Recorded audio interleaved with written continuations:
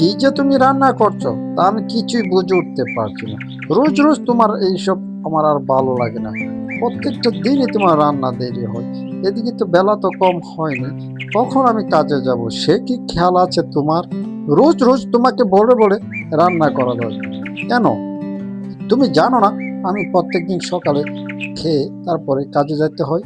তুমি একটু আগে বসালে কি হতো?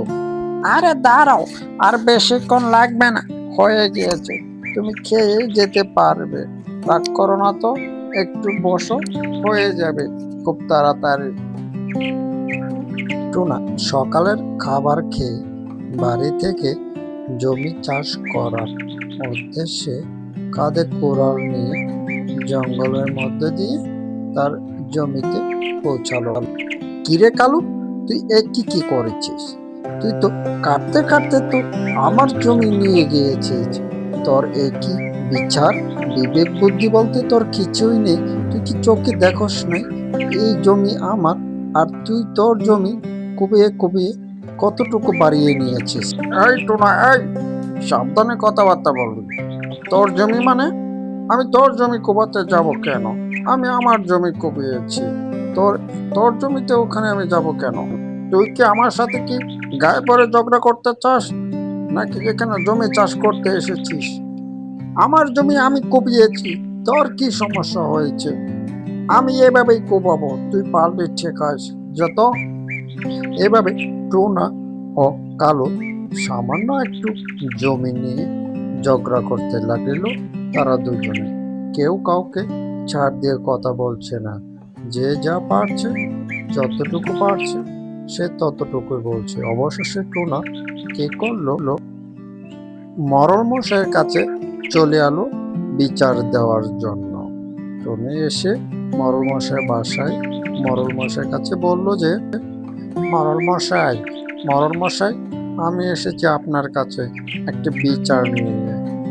আপনি তো জানেন ওই পূবের বনের ওই পাশে আমার এক খণ্ড জমি রয়েছে। ওই জমি চাষবাস করে আমার সংসার চলে। ওই জমিতে কিছু একটা লাগানোর জন্য আমি জমিটা তৈরি করেছি।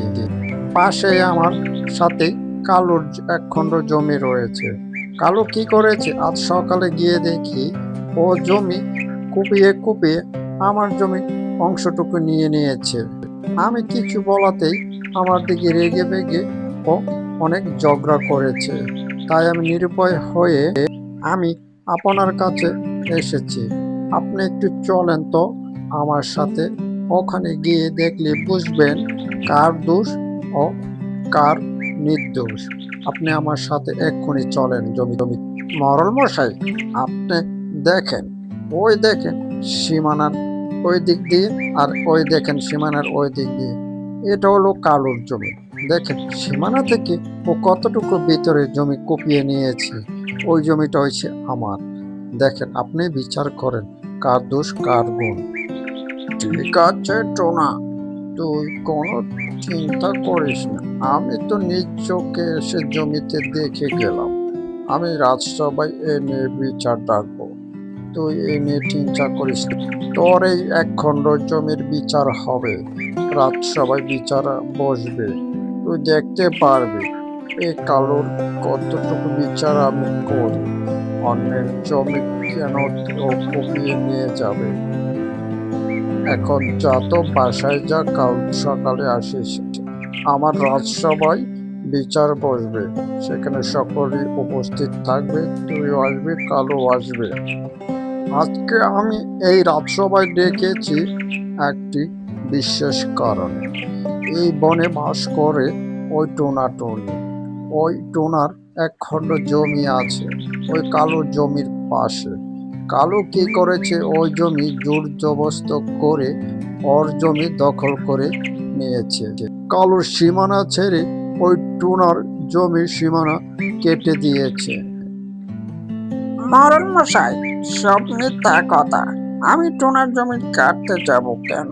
আমি তো আমার জমি চাষ করছিলাম। আমি আমার জমিতে ফসল ফলাচ্ছিলাম। আমি আমার জমি কোপাচ্ছিলাম। আমি তার জমি তুই চুপ কর। আমি নিজ চোখে গিয়ে জমিতে দেখে এসেছি। তুই সম্পূর্ণ জমি কুপিয়ে টোনার জমি দখল করেছিস। এই শাস্তি হিসেবে তোর এই জঙ্গল থেকে বের করে দিলাম। জোর করে ক্ষমতা দেখিয়ে অন্যেরটা দখল করাটা ঠিক না। তার জন্য তোকে শাস্তি পেতেই হবে।